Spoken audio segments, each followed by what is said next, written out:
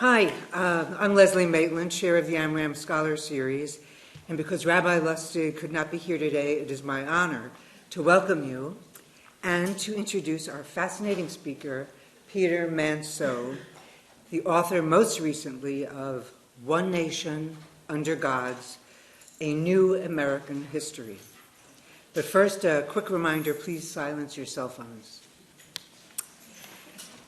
With the demographics of the American population shifting, uncomfortably for some, and violent religious fundamentalism on the rise around the world, Mr. Manseau presents a very different kind of story, but a timely one. A story of diversity. His New History of America paints a colorful picture of a pluralistic nation that from its earliest beginnings gave rise and shelter to a great variety of faiths and practices. Beyond a country dominated by a Protestant Christian majority religion, he offers us a vast community of faiths, each ennobled through moments of interaction and transformation.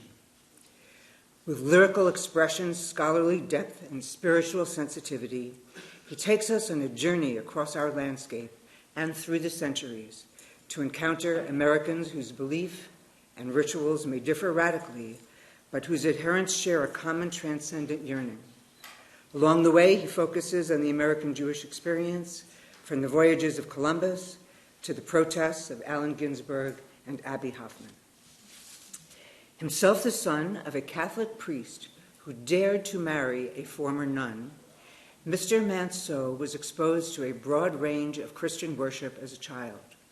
He later dabbled in Buddhism as a young man, married in a Presbyterian church, and went on to write a doctoral dissertation on Yiddish literature at Georgetown University, a Jesuit institution. To him, that sort of background is the religious definition of what it means to be American. A frequent contributor to the New York Times and the Washington Post, he co-founded the website Killing the Buddha and helped pioneer religious journalism online. With his memoir, Vows, the story of a priest, a nun, and their son, he chronicled his parents' lives as a window into mid-century American Catholicism. And as a novelist, he won a National Jewish Book Award with Songs for the Butcher's Daughter, a story about the disappearance of Yiddish culture. The winner of a number of prestigious awards and fellowships, he is now a fellow at the American Religious History at the Smithsonian's National Museum of American History. In cooperation with the Jewish Book Council, I am delighted to welcome Peter Manseau today.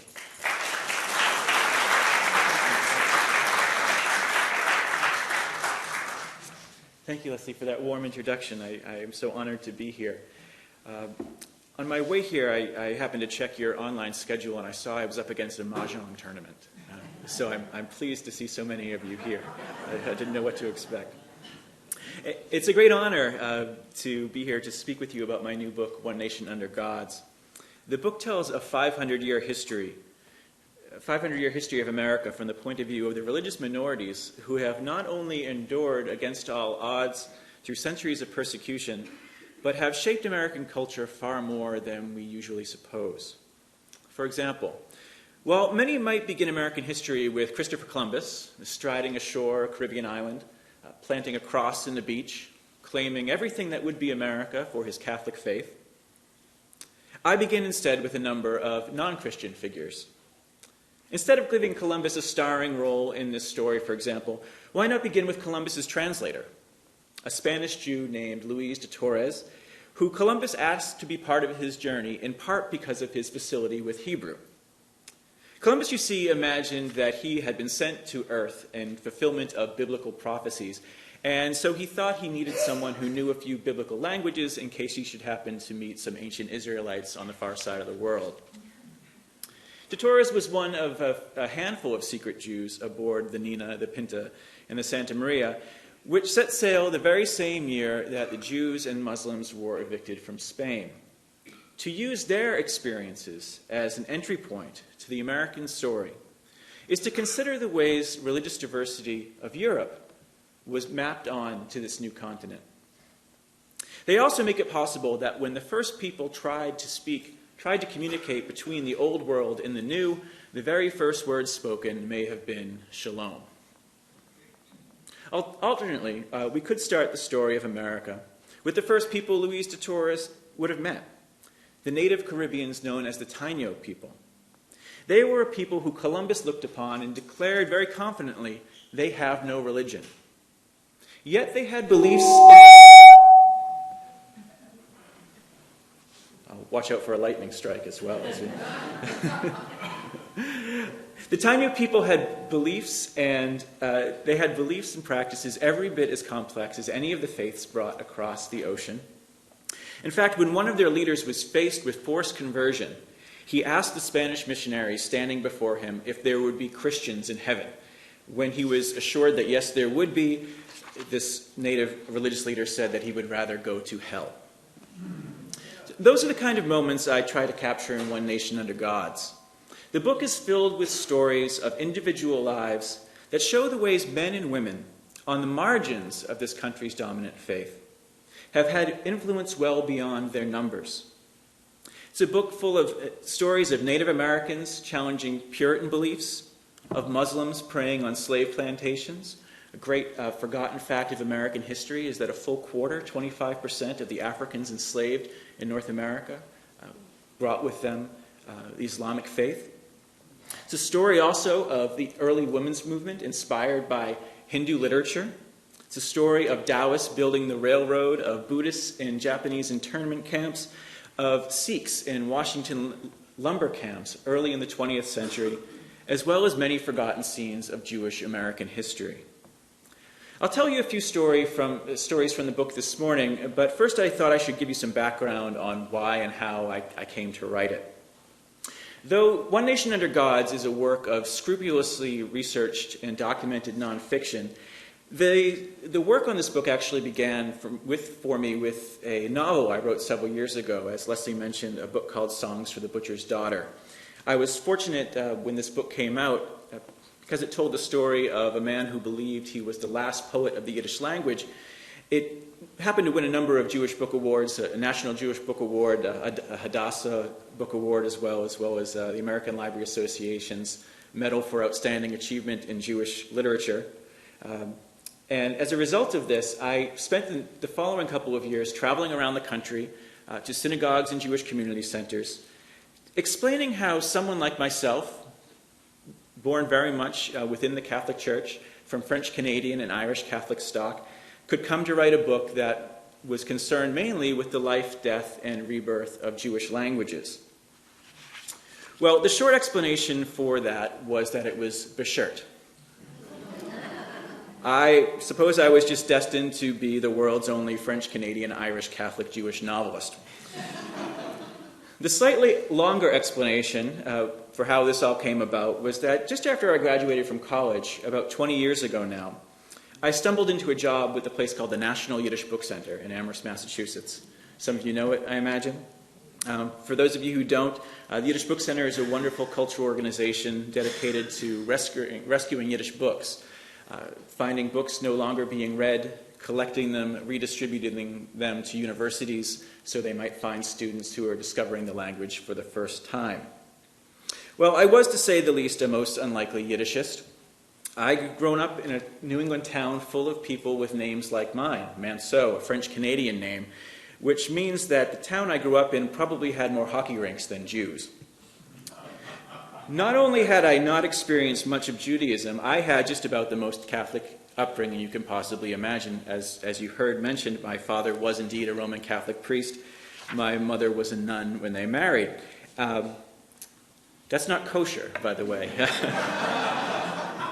But despite that one transgression my parents made, they went above and beyond to show that they could raise a good Catholic family. So my brother, my sister, and I were all raised very much within the Roman Catholic Church.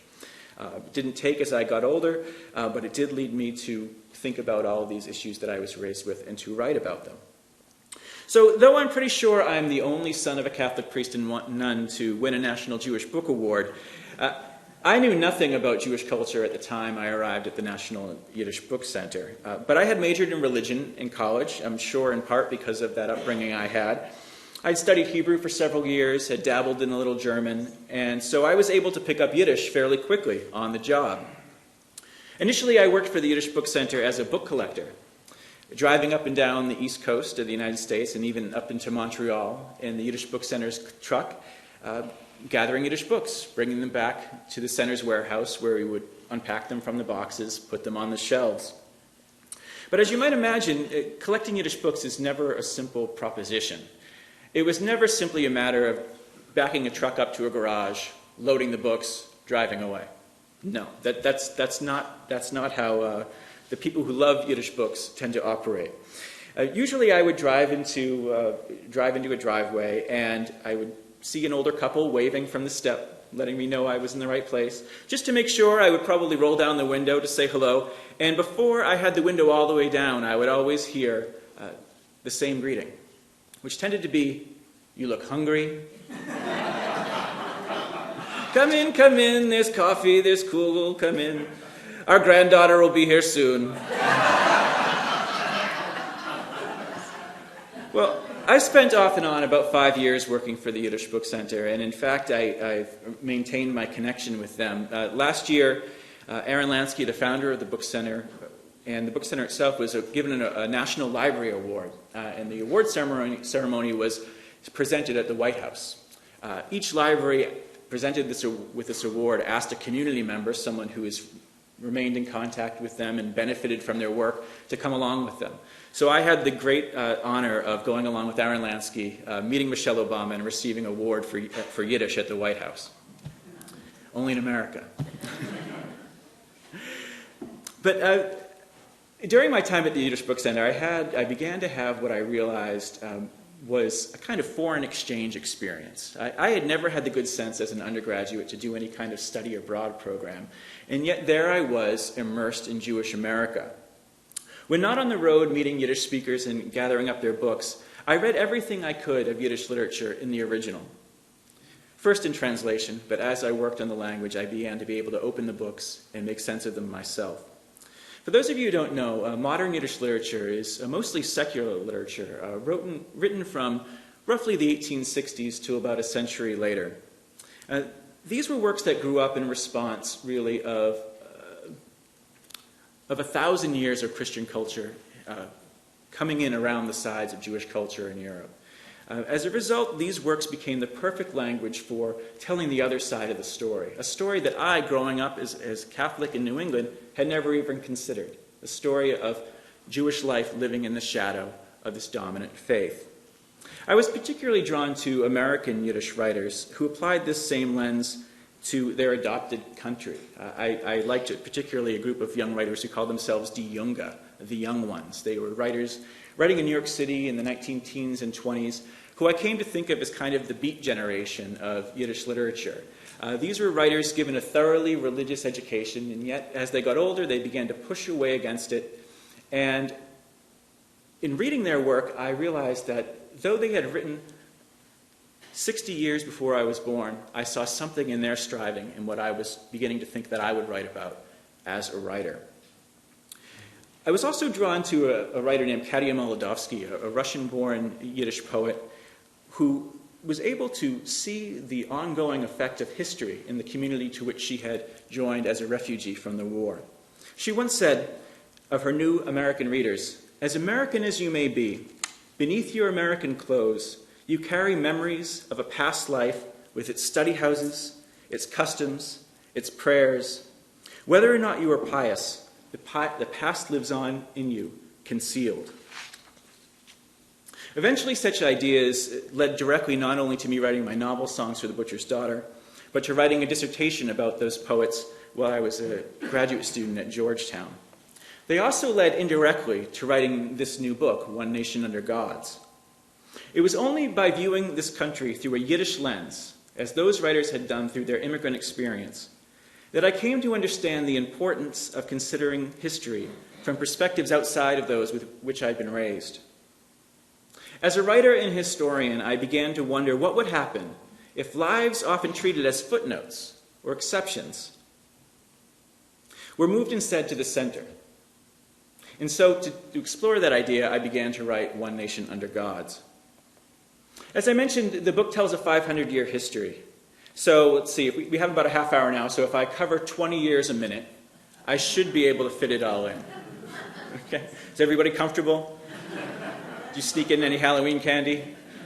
No, I won't cover 500 years today. What I thought I would do instead is tell the story of 3 Jewish American lives. 3 lives of American Jews who lived through very different circumstances, who had entirely different experiences, but yet their lives are similar in important ways. And moreover, I think that their lives say something about the role of religious minorities generally in this country. So the first story takes us back to the very first Jewish American generation. When a man named Jacob Lombroso sailed from Amsterdam to the New World in 1656, the colony of Maryland probably seemed like a good choice for a new home. Lombroso was a doctor, which makes him perhaps the first Jewish doctor in America.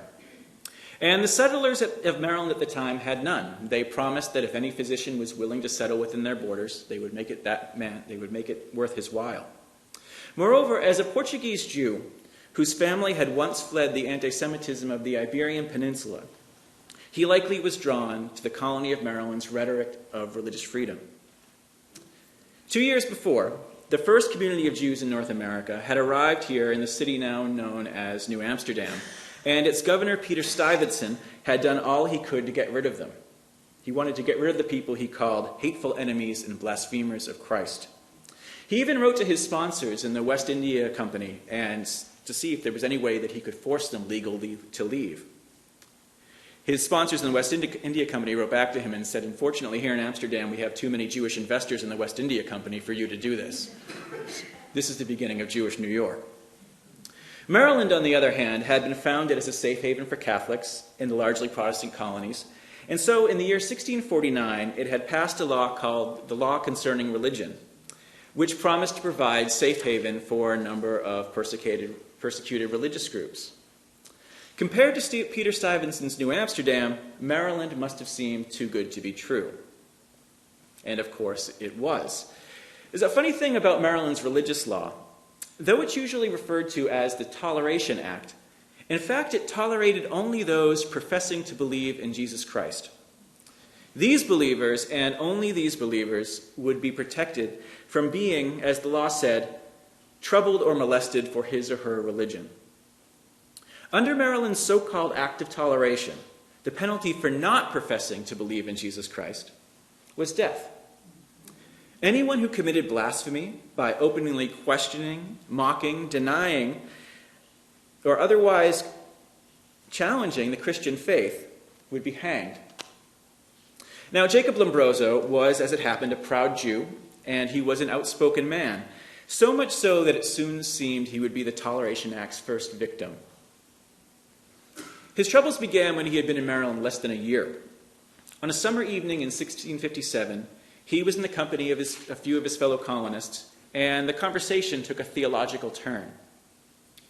Perhaps testing the new arrival, or maybe sincerely curious to hear the opinion of the only Jew they had ever met, a small group of men began to ask Lombroso's opinion of religious matters.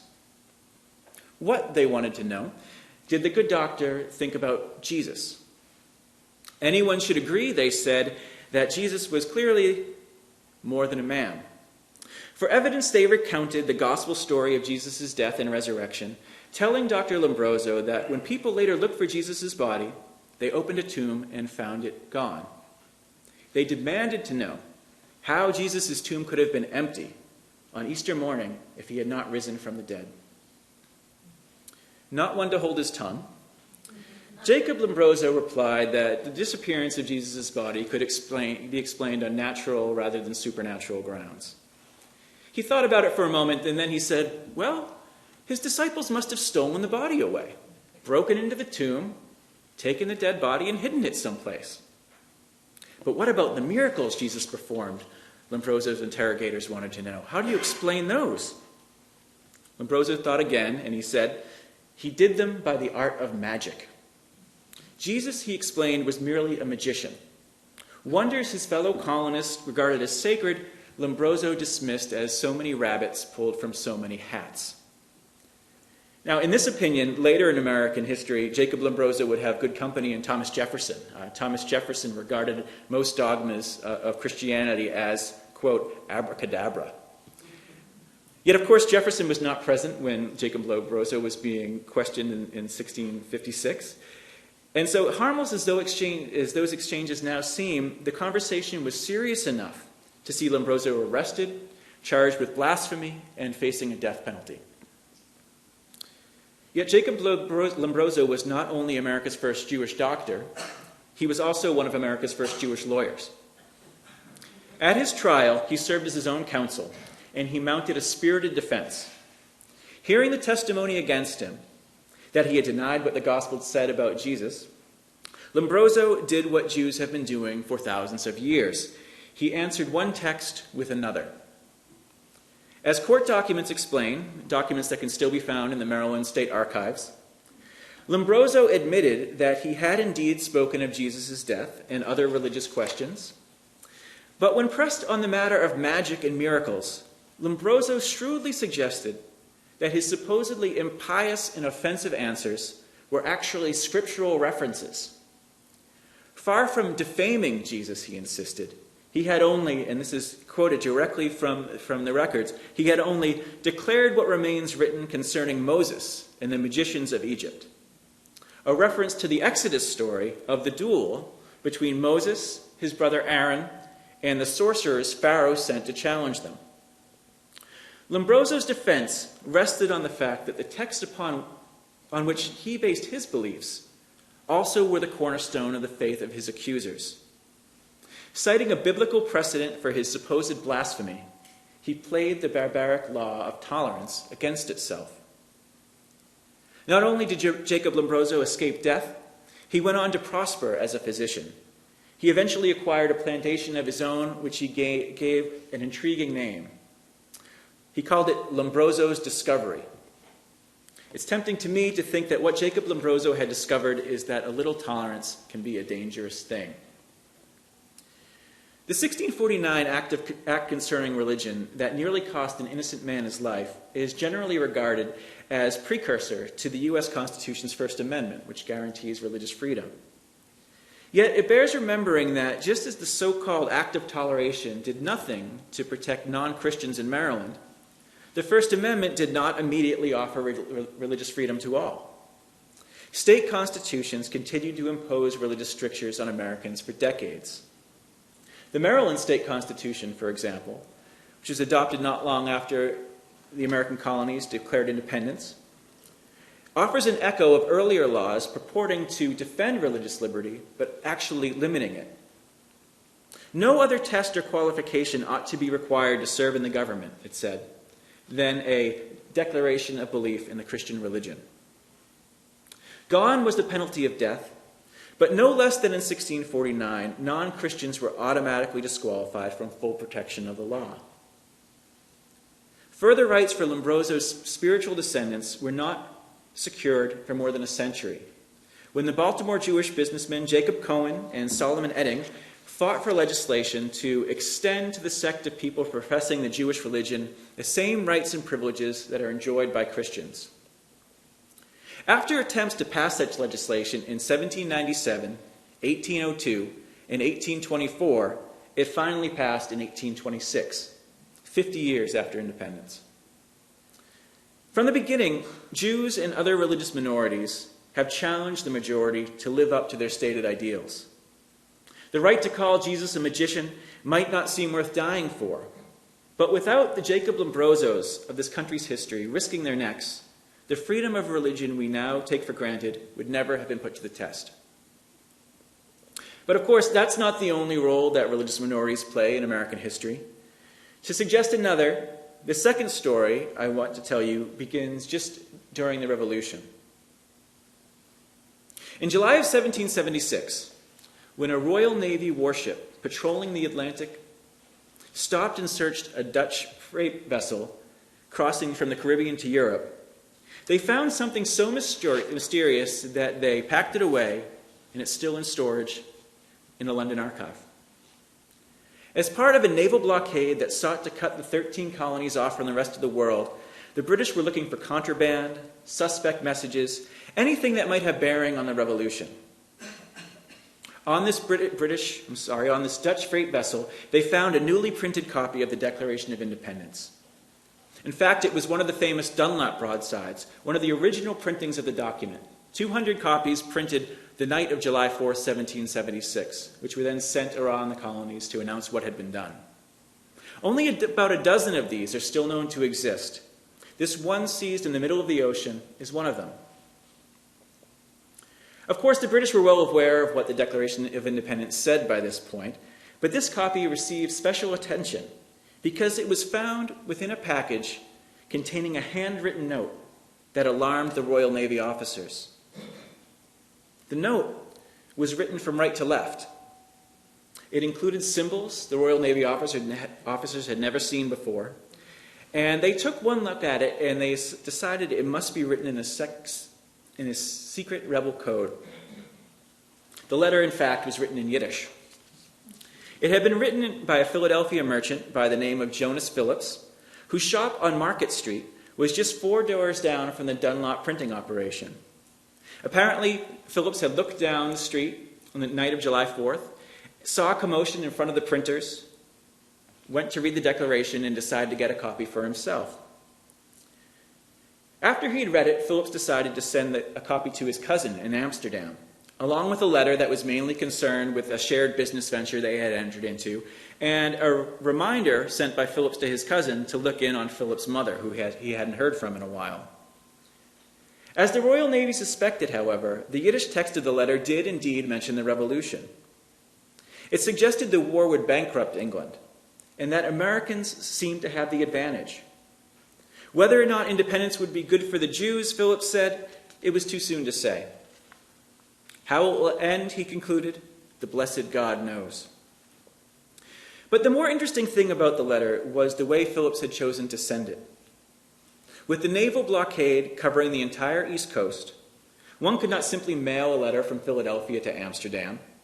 Instead, he sent his package by way of the Caribbean island of St. Eustatius. This Dutch-controlled island east of Puerto Rico had at the time one of the largest Jewish populations anywhere in the New World. The first Jews who had arrived there came around the same time Jacob Lombroso reached Maryland. By the 1770s, more than 10% of the island's populations were Jews. From the start of the Revolution, these Jews of the island of St. Eustatius were responsible for providing supplies needed by the Continental Army. As the war progressed, they were a bridge between the Americans and their European allies. Money, gunpowder, weapons, even blankets and cloth for uniforms, all of this filtered through a single tiny island. The network of Jewish merchants operating out of St. Eustatius was considered so instrumental to the revolution's success that they soon drew British vengeance. The Jews of St. Eustatius cannot be too soon taken care of, a British admiral said. They are notorious in the cause for America. As soon as England had proof of their involvement in the war, the Royal Navy converged in force. 15 ships, loaded with 3,000 soldiers, converged on an island that was all but defenseless. The governor surrendered immediately and unconditionally, but that did not save the real targets of the British attack. In a scene that revisits the Inquisitions of the past and foreshadows the worst horrors that were to come, the British ordered all Jewish men on the island to assemble and place them under guard. Resistors were taken from their wives and children. They were beaten and stripped, their clothes torn to tatters in front of them, as Royal Navy officers searched for hidden valuables. Many of St. Eustatius' Jews were deported that same day. The rest were imprisoned until sales of their homes and their property could be arranged. Their crime was simply serving as intermediaries between their landsmen in America and their landsmen back home in Europe. Having forwarded money, munitions, and the occasional Yiddish letter across the ocean in time of war, they were guilty of supporting a country in which they didn't even live, but they hoped would become a bastion of religious freedom. Their sacrifice did not go unnoticed on the American mainland. Jews in the former English colonies were also becoming notorious in the cause for America. The story of Jewish businessmen like Haim Solomon is well known. Haim Solomon was a major backer of the Patriots' cause, loaning hundreds of thousands of dollars to the Continental Army and directly to founding fathers like James Madison, and refusing to accept payment in return.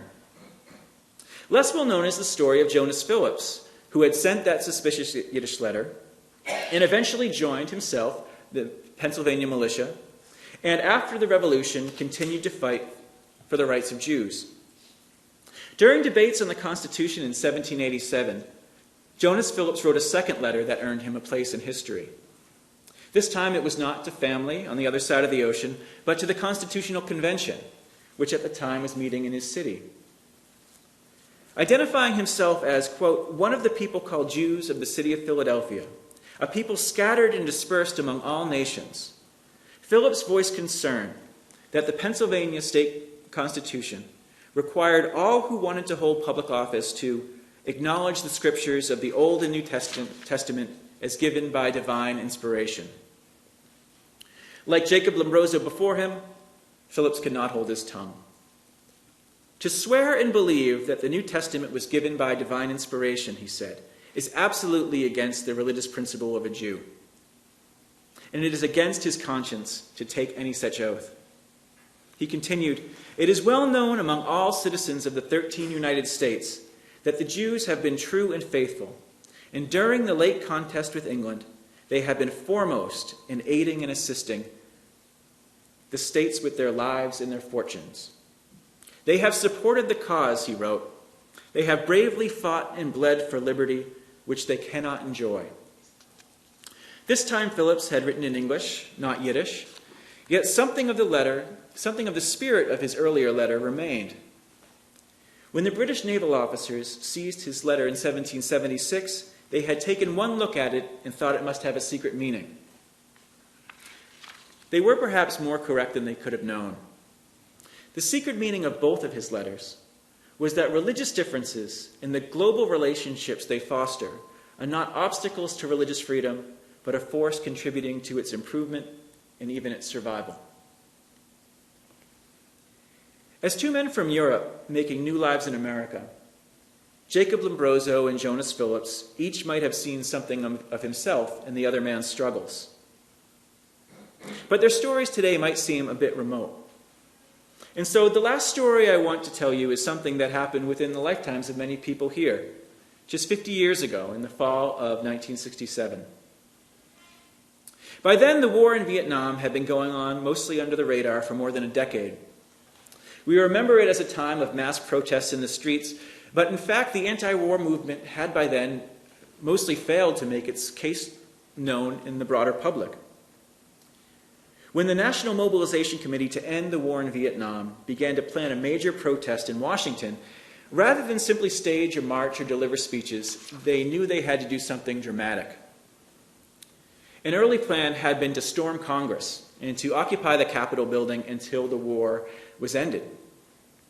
Organizers did not want to give the impression, however, that the anti-war movement only wanted to shut down government. They wanted to show that they could be a positive, creative force in the country. Toward this end, they brought in another protest organizer, the activist Abbie Hoffman, who decided that what was needed to get the public's attention was a spectacle. And not just any spectacle, but a grand religious ritual. Hoffman announced that the protest would begin in front of the Lincoln Memorial, and then would march across the Potomac into Virginia.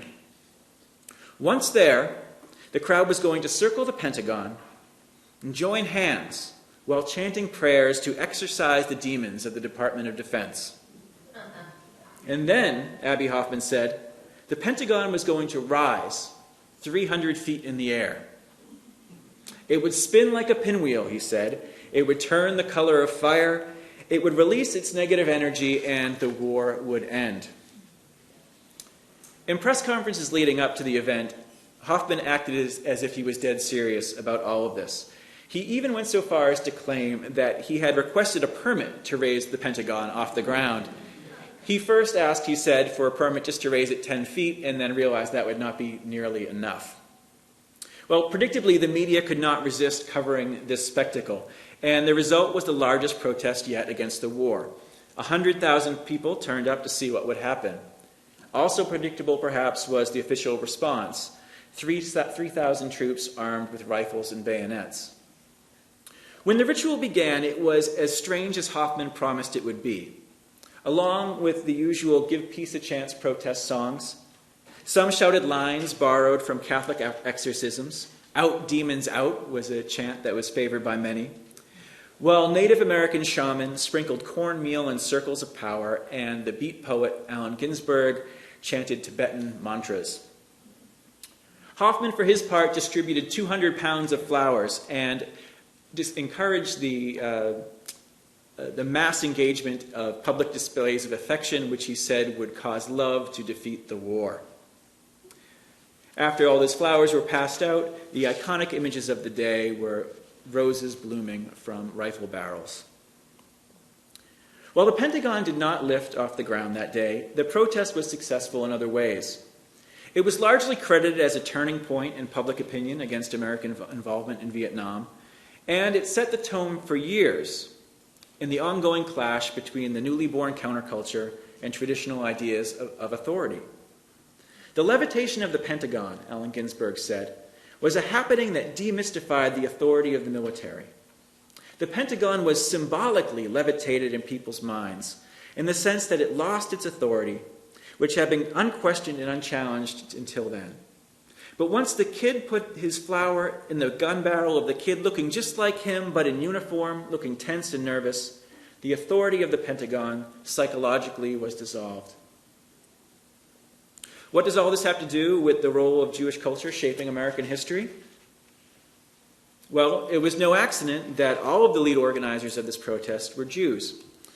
Allen Ginsberg may have chanted in Tibetan, but he grew up hearing Yiddish in New Jersey.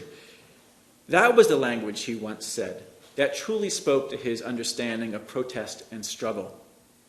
Yiddish stands for all species laid to waste, he once said. Yiddish stands for all cultures laid to waste. Abby Hoffman, for his part, later said that he learned the power of religious ritual at his bar mitzvah at a synagogue in Worcester, Massachusetts. He then was radicalized, where else but at Brandeis. Late in his life, he looked back at his career as a rabble-rouser, and he said it all grew out of his experience as a Jew. The rabbi from his childhood shul even said that he saw Hoffman as part of the Jewish prophetic tradition, which is to comfort the afflicted and afflict the comfortable. Hoffman, too, saw the nation through a Yiddish lens. A few years after the March on the Pentagon, as the war continued, he actually wrote a protest song in Yiddish. I don't know the tune, but I know what he wrote. He wrote, "Was tut sich, America? Wo bist du gay in America? What are you doing to yourself, America? Where are you going, America?" For the war as a whole, he had boiled his position down to one word: genug, enough. In a majority Christian country, Hoffman said, the role Jews are often called to play is to be those willing to speak uncomfortable truths to those in power. We're the dissidents, he said. We're the troublemakers. We're the ones who stand on the street corner, point our finger, and say, "The emperor's got no clothes." In a way, this was similar to the role played by Jacob Lombroso 300 years before, and of Jonas Phillips a century later. To live within the majority culture, but at the same time to stand far enough apart from the dominant beliefs to recognize injustice and fight against it. This seems to me to be part of a struggle that we all can join in. We live in a country in which, in theory, everyone can believe as they please, yet in practice it's not always so simple. Recently, we've seen a spike in violence and threatening rhetoric against religious minorities of all kinds. Last year, according to the ADL, anti-Semitic incidents rose by 21% across the nation from the previous year. During that same time, we've seen threats made against mosques from Massachusetts to Texas, vandalism of Hindu temples from Kentucky to Washington, and attacks on black churches that make us wonder if our country has really changed at all. We may no longer have laws on the books that threaten death for questioning the beliefs of the majority, but the risks remain. Every generation must find its own way to be notorious in the cause for America. A cause that requires us to ask the country we are a part of, what are you doing to yourself? Where are you going? And to ask of ourselves, how will we speak up to help the nation become what it has always claimed to be? Thank you.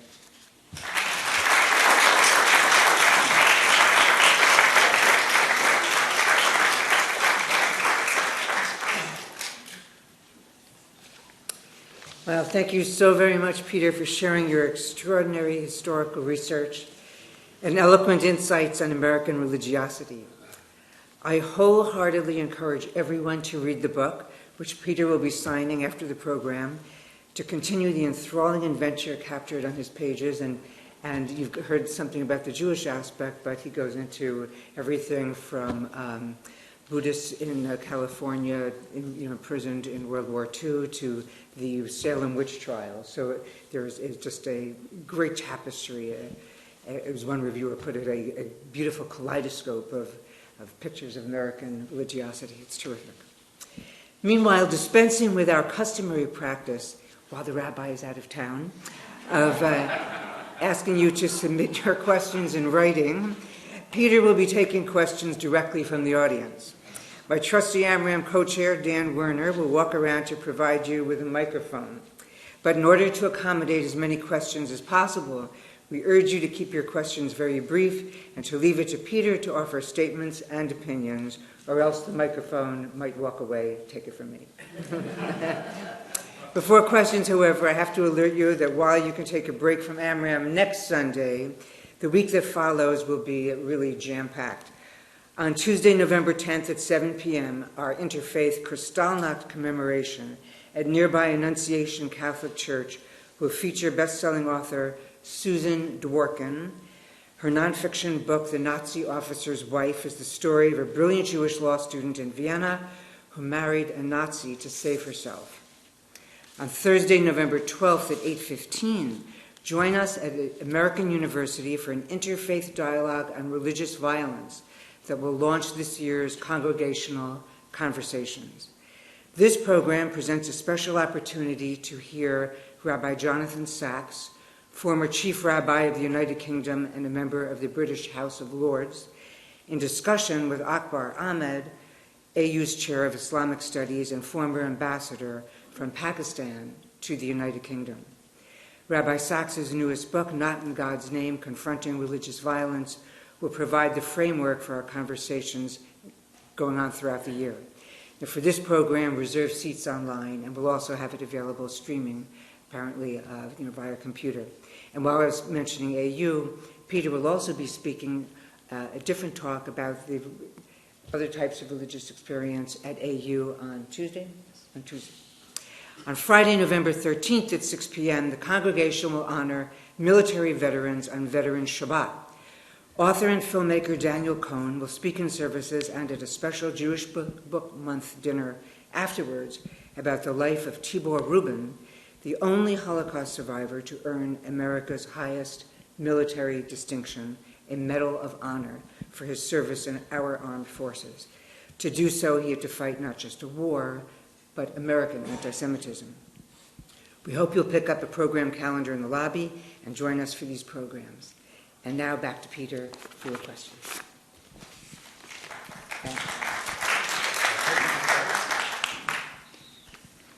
My question is it's really not a question, it's on a bit of a comment and question combined. We've been to the Jewish Yiddish Book Center. It's a fabulous site. We know what they've tried to do. My one question is, how could you have done this for 5 years collecting books and not turned out to be as big as a house? I know what was described, that every stop you had to make, you had to listen to the stories and eat the food. That was my question. Well, always I only told you half the story because I did not describe to you the hour or 2 hours of strenuous labor that would follow the eating of food. So that was always a big part of it. They work you hard at the Yiddish Book Center. Yes. Well, thanks so much for such a fascinating presentation. Quick factual question and then a more spiritual one, maybe. Factual one is the second president of Washington Hebrew Congregation was a guy named Jonas Phillips Levy. His picture actually is in the hallway here, and I wonder if you happen to know whether or not he would be related to he came about 100 years later, but to the Jonas Phillips that you referenced. And he almost certainly is. He almost certainly is. The Phillips Levy family then became a prominent Philadelphia Jewish family, and he almost, I don't know his particular story, but he almost certainly is. Right. And then with your eclectic background, how would you describe your own faith or spirituality? Well, I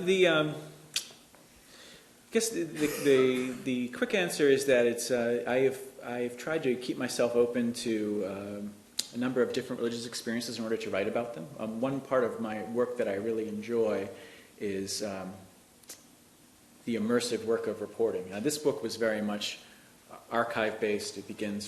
My research for it began reading hundreds of years of old newspapers, but other books I've written or works of journalism I've done on religious subjects involve inserting myself in other communities and being as open to what's happening there as I possibly can.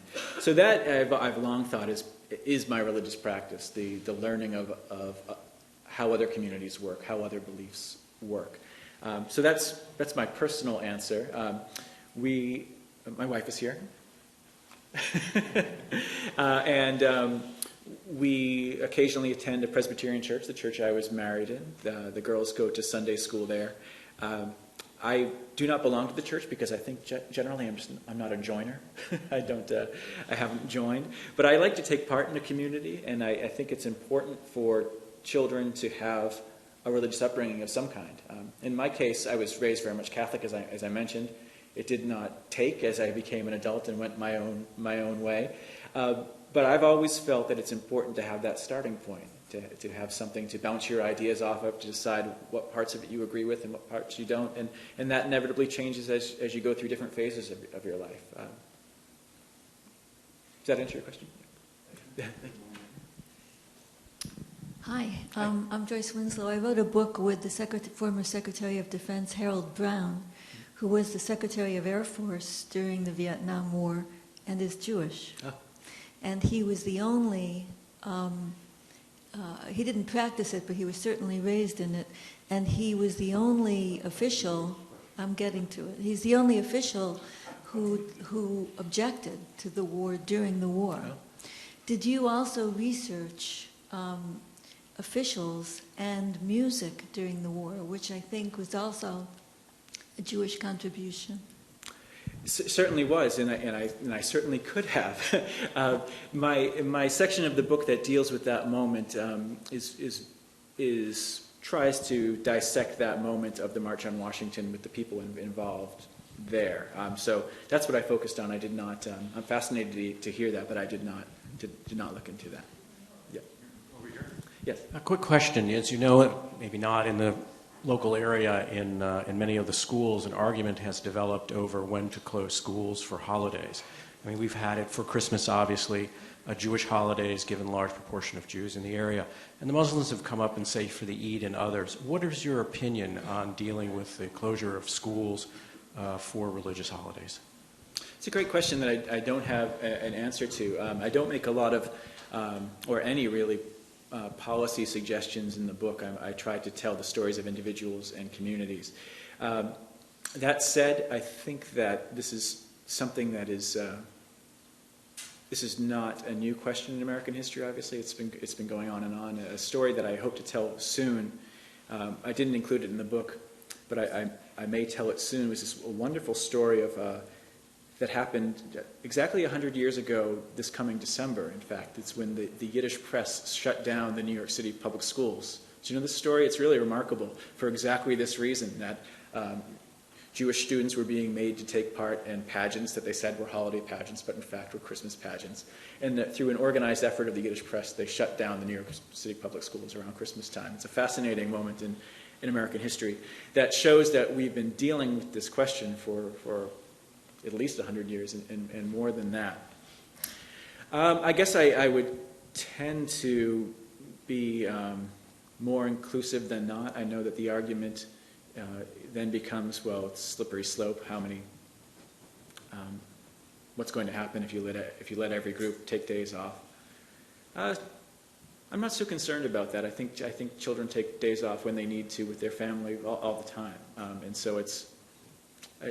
I think I would leave it to local school boards to work it out. I wouldn't have some kind of fiat saying this is it, no more holidays. The needs of communities change as populations change, and I think that's only natural.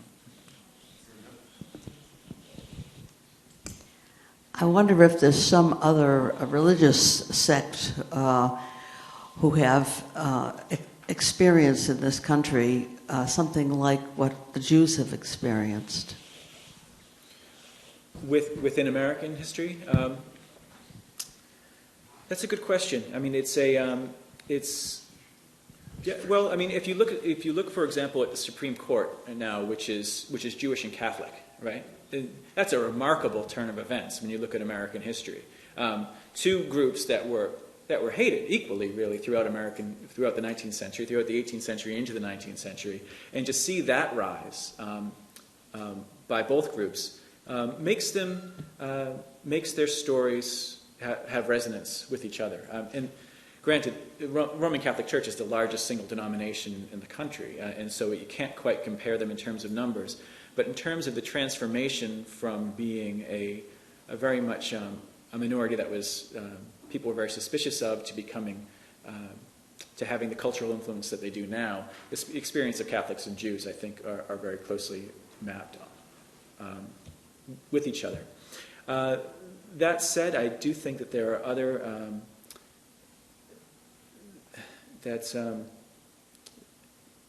there are similar patterns for many different minority groups in American history of being, when they arrive, they are the new hated religious other, they are the new feared, and over the course of time that changes. So I think we see a series of patterns that way. It's hard to think of a group now in American culture that no one would think to be suspicious or fear more than Buddhists, for example. But we forget that during World War II, Japanese Buddhists were regarded as the most suspicious of enemy aliens, of potential enemy combatants. When Japanese on the West Coast began to be rounded up after Pearl Harbor and put in internment camps, the very first people taken were Buddhist priests, Japanese Buddhist priests, because it was assumed that they would have more ties to Japan and would be dangerous in that way. So I think the interesting thing to do is to look at the way these patterns play out again and again for different communities in American history. Yeah. Thank you very much for your talk this morning. I believe that when I was visiting Williamsburg, Virginia, colonial Williamsburg, that the physician there was in fact Jewish. I just mentioned that. He was the only Jew in town also. I haven't heard that, but I will look for that name.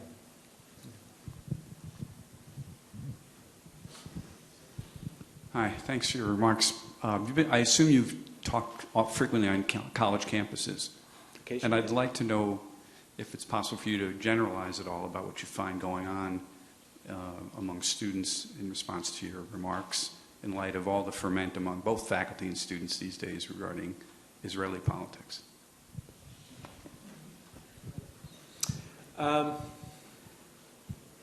I don't have. I honestly don't have a comment on that. It hasn't come up when I've been on campuses recently.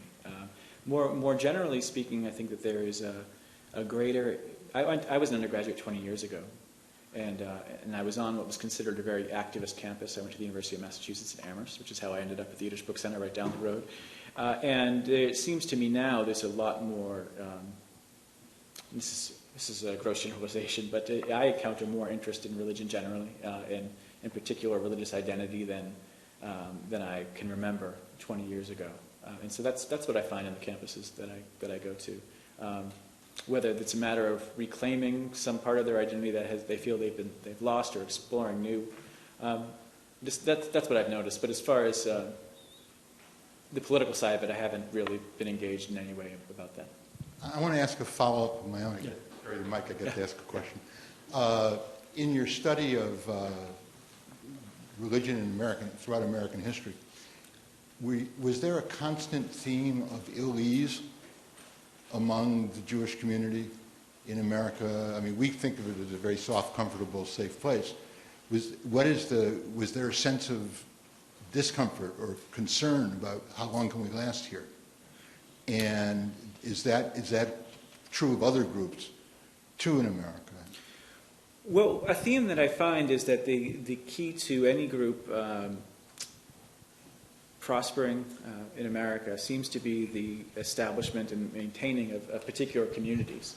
And so you don't find such disease, as far as I can see it, when you have a strong Jewish community in Charleston or in New York or in Philadelphia. Within those communities, a little world is created, and it feels very safe. And which is not to say that there's no connection at all between that community and the communities that live around them. And that connection is not always a negative one. In Philadelphia, the community that Jonas Phillips was involved with, the oldest synagogue in Philadelphia, Mikveh Israel, has one of the longest and most enduring relationships with any Christian church I've ever heard of. It goes back hundreds of years, a relationship with Christ Church, which is the historic church in Philadelphia, the church Ben Franklin was a member of. And when I was up there recently, as part of my work for the Smithsonian, I'm doing a project on several historic houses of worship around the country. So I was up there speaking to some people at Christ Church recently, and they told me that through the years, the community at Christ Church and the community of Mikveh Israel have at various times needed to have fundraisers for the other community and raise money to help each other secure their buildings and really establish themselves and keep themselves there in downtown Philadelphia. And that to me was just such a hopeful story to hear, that you don't hear very often that it goes back that long. But to your question, certainly there's a theme of disease that comes up occasionally, but it's after about the middle of the 20th century, there begins to be this broadening of what is normative of American religion, that up until that point had been Protestant, but in the middle of the 20th century, people begin to speak of Protestant Catholic Jew as being normative, accepted American religion. And at that point, you begin to hear, instead of talking about Christian culture, people would talk about Judeo-Christian culture. And those are all signs, I think, of a growing acceptance, which is also the end of, or the beginning of the end of feeling of this disease that you're mentioning. Okay, could you briefly compare religious bias and persecution to ethnic bias and persecution? Well, the interesting thing to me is the way it changes. I like to say, and this is more of a generalization that I can probably really get away with, but that religion is the original American difference. So, for example, when European settlement of North America begins, when you look at something like slavery, slavery is more religion-based than race-based at that point.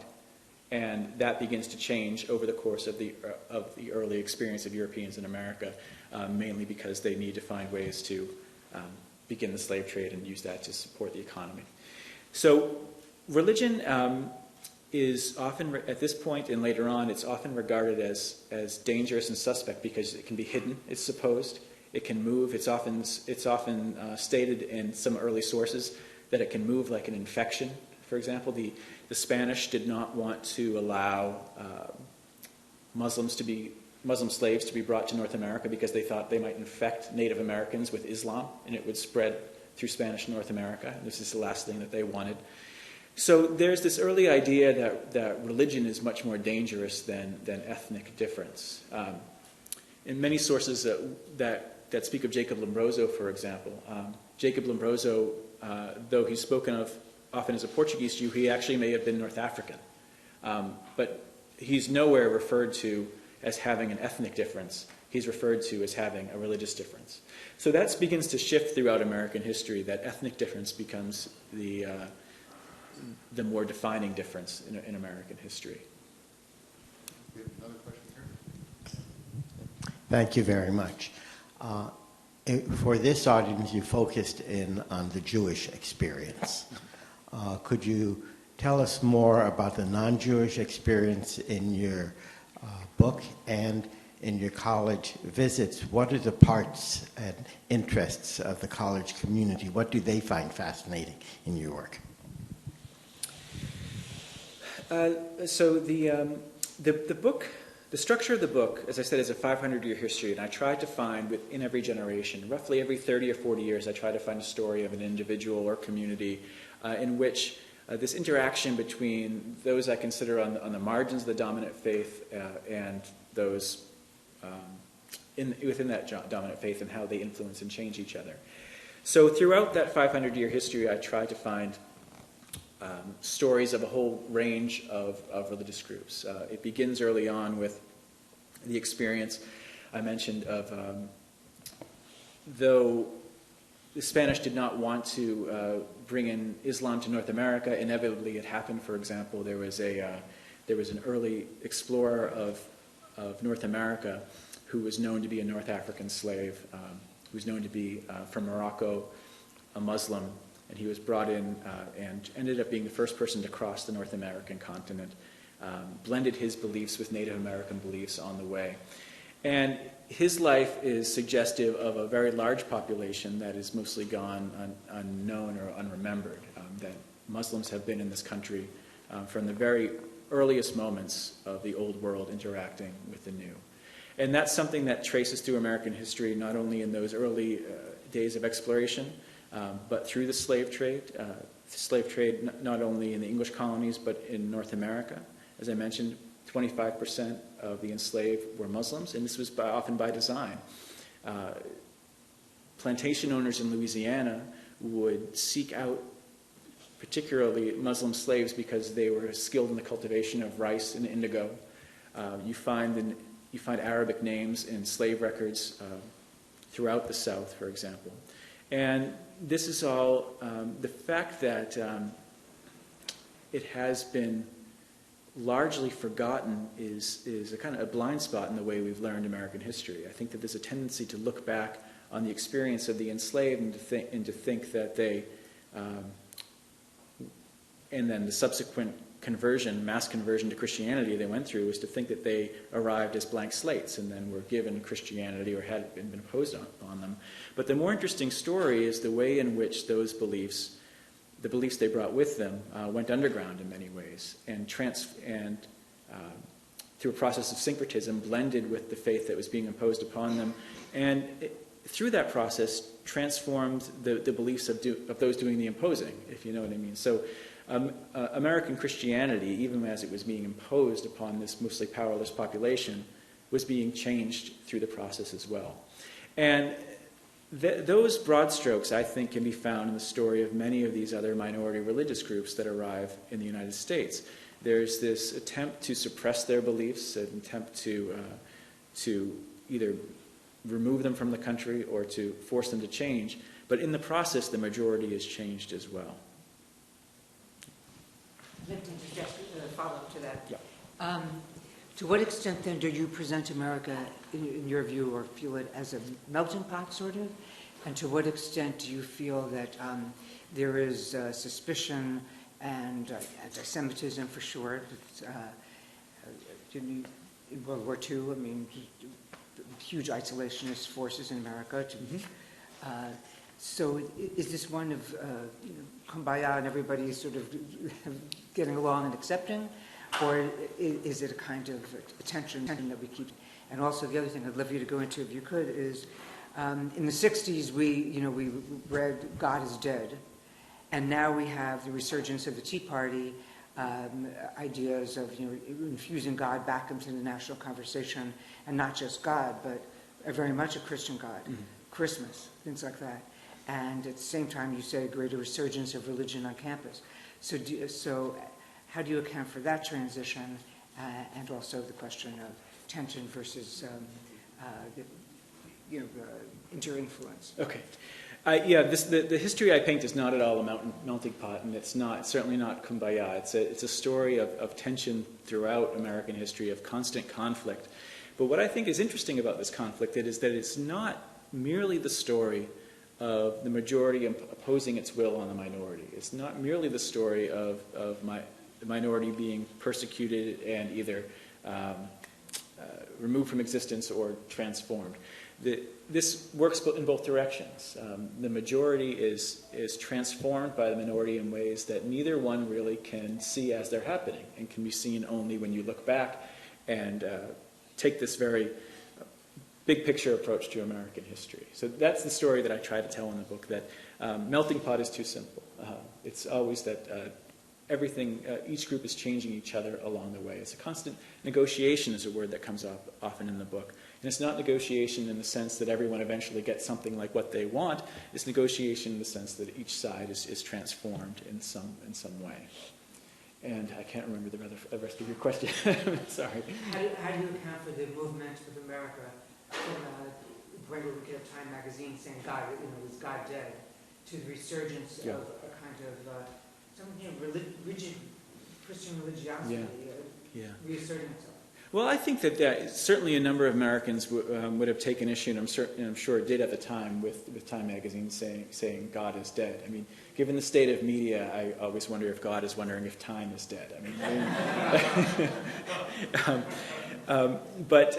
So the demise of religion in America is always greatly exaggerated, I think, and so but it does go in cycles. It changes through time.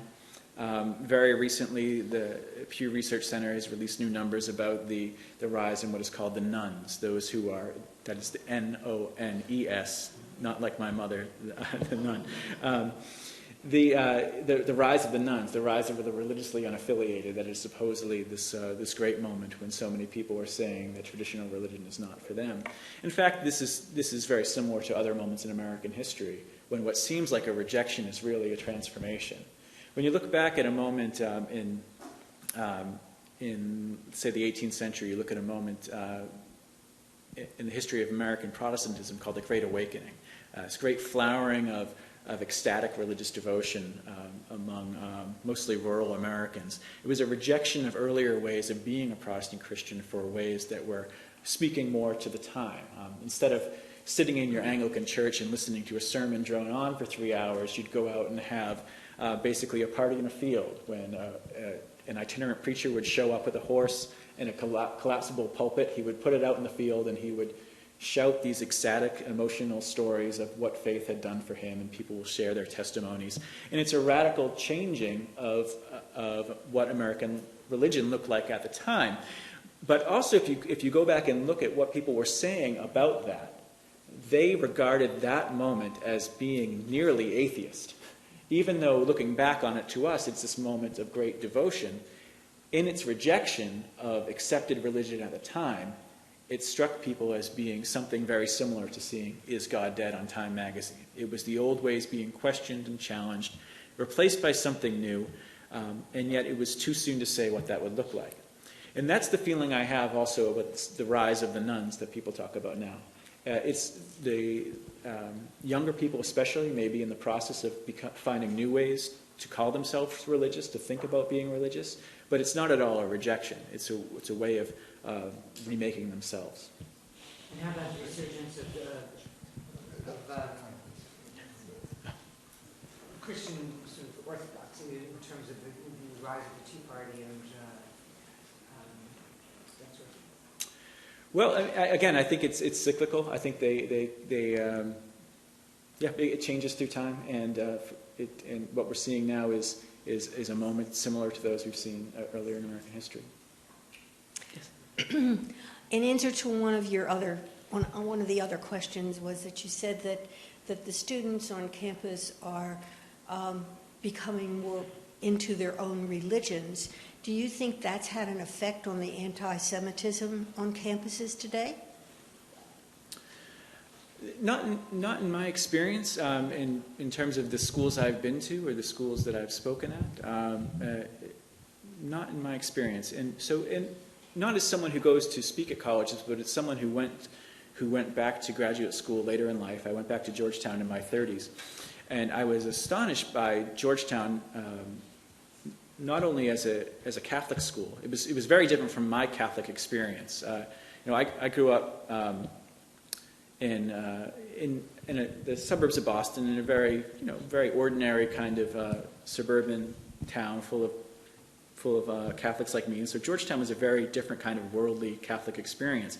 But I was also struck by the number of Muslim students, for example, at Georgetown. It was really surprising. And I did not find that either of those, the large Catholic population or the large Muslim population, contributed in any way to any kind of anti-Semitic rhetoric at Georgetown. I never experienced anything like that while I was there. And again, in my experience at the schools that I've been to, I have not come across it as well.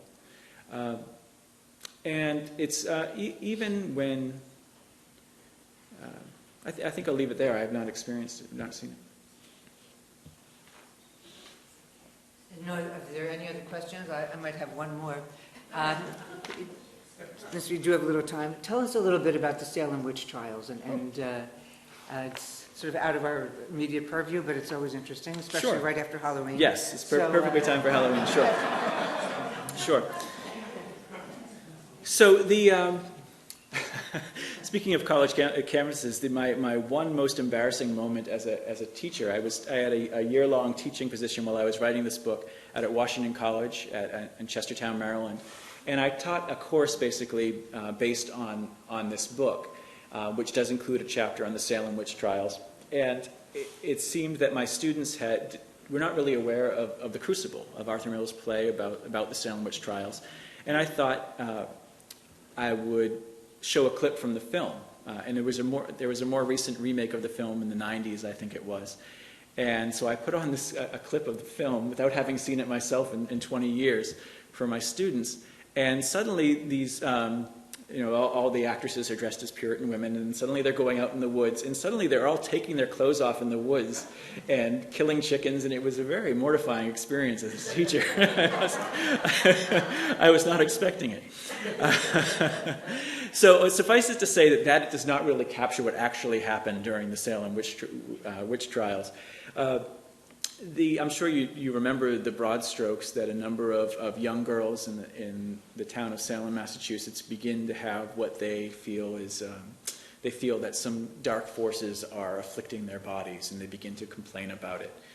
And as the story is usually told, they begin to accuse people of people in the town of afflicting them, and it turns out that it's usually when there's some kind of vendetta from one family against another family. This is the way it's coming out through these witchcraft accusations. But a part of the story that is often left out is that there was, in the very early moments of this phenomenon of witchcraft in Salem, there were practices that one could call witchcraft or attempts at magic being undertaken.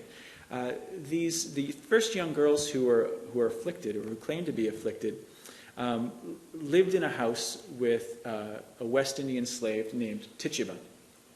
And another woman in town knew that Tituba had brought with her from Barbados, where she had been born, had brought with her a number of healing practices associated with beliefs that she had grown up with. Tituba was induced to create something called a witch cake, which is a concoction you make by taking cornmeal, various other grains. You take the urine of a dog, you mix it together, you bake it, and you ask the dog to eat it, and then the dog will tell you who is the witch nearby. So this all happened, and who the dog eventually determined was a witch is left unknown in the record. But the fact that this happened says a lot. It says not only that what we think of as Puritanism, a very uniformly homogeneous religious culture, of pure theocracy, what we think of as having no variation in their beliefs was full of variation, in fact. They were open not only to the beliefs of this woman Tituba, but they brought their own ideas of witchcraft and non-Christian pagan practices with them from the old world. But the fascinating thing about what then happens to this woman Tituba, the first woman accused of witchcraft in Salem, is that she is one of the few who's accused who survives.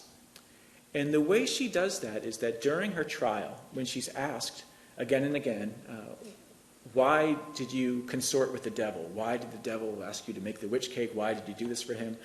She goes on and denies. She has nothing to do with the devil. She doesn't know what they are talking about. But at a certain point, she changes her story. She's asked, when did the devil come to you? For the fifth time, maybe she's asked. And she says something along the lines of, he came to me last Tuesday. Having denied, she suddenly says, actually, this is what happened. The devil came to me and convinced me to do this. And in fact, it was those three other women who have accused me that are in league with the devil. And so what we have is a woman who is a clear representative of a minority religious perspective in this community, who takes full control of the narrative, takes full control of what's happening, and uses it as a way of saving herself. And so while we look at the story of the Salem witch trials, usually as the story of hysteria, of